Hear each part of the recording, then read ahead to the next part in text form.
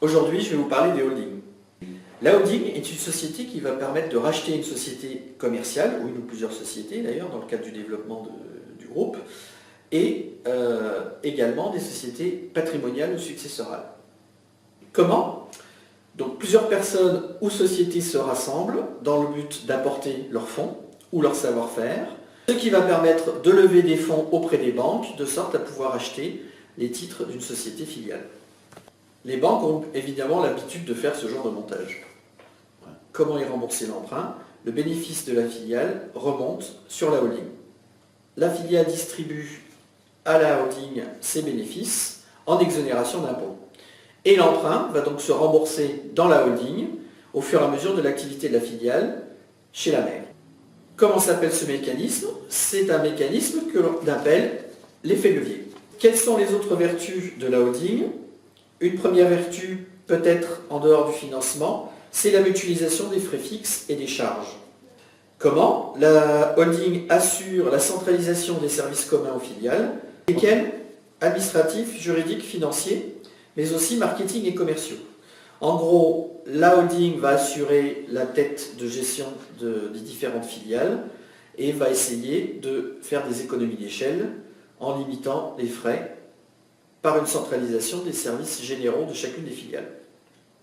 Quelle est la deuxième vertu ? C'est la mutualisation des moyens financiers.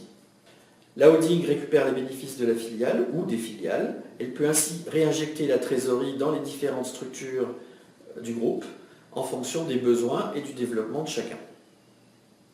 C'est une forme de banque interne. Il y a des précautions à prendre, lesquelles ? La rédaction de conventions de trésorerie et de management fees qui doivent être particulièrement bien ficelées pour éviter les contestations fiscales ultérieures. Comment garder le contrôle ?